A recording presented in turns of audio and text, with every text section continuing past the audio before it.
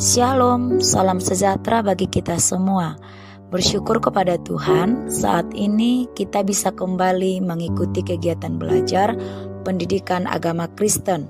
Sebelum kita memulai kegiatan belajar kita hari ini, Ibu harapkan anak-anak Ibu sekalian ambil waktu sejenak untuk berdoa terlebih dahulu. Hari ini kita akan belajar tentang membangun solidaritas sosial, belajar dari ajaran Yesus Kristus.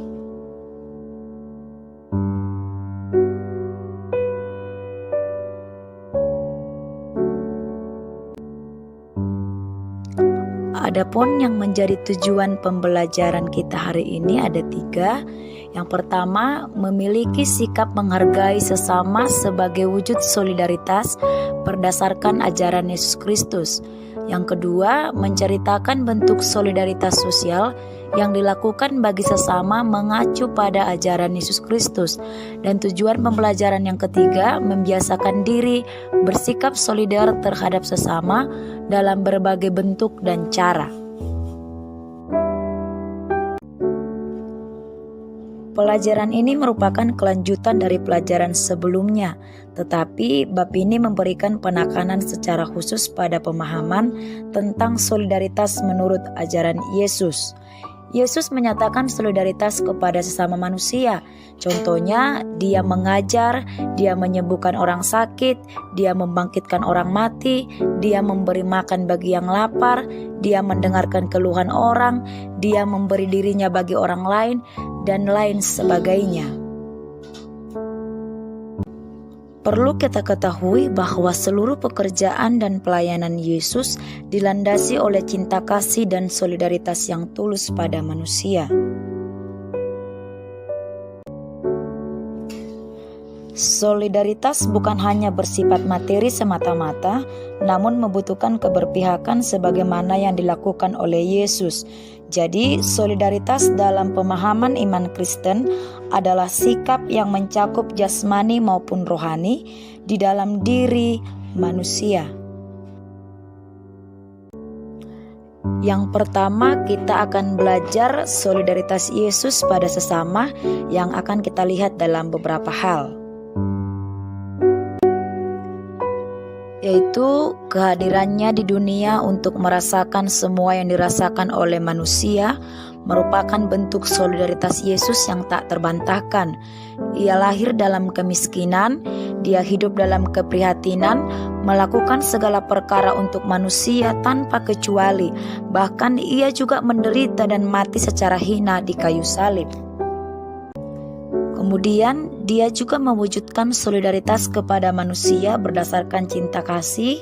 Dia mewujudkan solidaritas dalam penghargaan terhadap manusia sebagai makhluk bermartabat.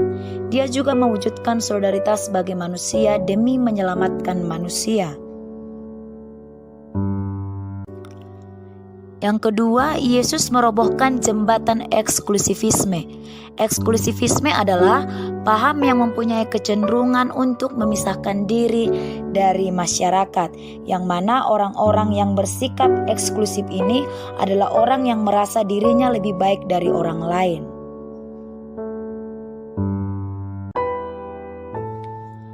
Kedatangan Yesus ke dunia untuk merobohkan tembok eksklusivisme. Tidak ada lagi perbedaan antara orang kaya dan orang miskin, dari suku A, suku B, atau yang lainnya. Semuanya sama dalam pandangan Tuhan.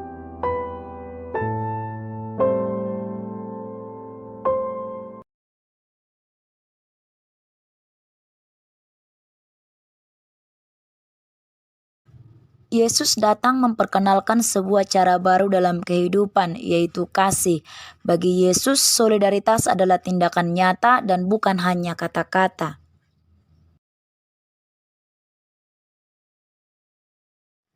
Selanjutnya kita akan masuk pada penjelasan bahan Alkitab, yang mana kita akan membahas 2 ayat Alkitab. Yang pertama, Lukas pasal 4 ayat yang ke-16 sampai ke-19, dan Matius pasal 25 ayat 31 sampai ayat 46. Yang pertama kita akan membahas Lukas pasal 4 ayat 16 sampai 19. Dalam ayat ini kita menemukan 4 tindakan yang Yesus lakukan sebagai bukti dia adalah pribadi yang memiliki solidaritas, yakni yang pertama untuk menyampaikan kabar baik kepada semua orang, yang kedua untuk menyembuhkan mereka yang menderita dan tertindas, yang ketiga untuk mencelikkan mata rohani manusia yang dibutakan oleh dunia dan iblis agar mereka dapat melihat kebenaran Allah, dan yang keempat untuk memberitakan saat pembebasan dan penyelamatan yang sesungguhnya dari kuasa iblis, dosa, ketakutan, dan rasa bersalah. Yang kedua kita akan membahas ayat Alkitab Matius pasal 25 ayat 31 sampai ayat 46. Dalam ayat ini Yesus memproklamirkan tahun rahmat Tuhan, yang mana Yesus menyatakan solidaritasnya bagi sesama, terutama bagi mereka yang ada dalam penderitaan. Dalam Matius pasal 25 ayat 40 dikatakan, dan raja itu akan menjawab mereka, "Aku berkata kepadamu, sesungguhnya segala sesuatu yang kamu lakukan untuk salah seorang dari saudaraku yang paling hina ini, kamu telah melakukannya untuk aku." Nah, anak-anak ibu sekalian, dari apa yang sudah kita pelajari hari ini, ada dua hal yang menjadi kesimpulannya. Yang pertama, Yesus Kristus adalah tokoh yang mengajarkan solidaritas bagi sesama. Yang kedua, Tuhan Yesus juga menghendaki supaya kita memiliki solidaritas terhadap sesama, yang mana solidaritas itu harus dilandaskan dengan cinta kasih. Demikianlah pembelajaran kita hari ini. Sebelum ibu mengakhiri video pembelajaran ini, ibu mengingatkan anak ibu sekalian, nanti untuk tugasmu akan ibu kirimkan di WA, dan tetap ibu harapkan setelah selesai belajar, jangan lupa untuk mengakhiri kegiatan belajar dengan berdoa. Demikian pembelajaran kita hari ini. Terima kasih untuk perhatiannya. Tuhan Yesus memberkati. Shalom.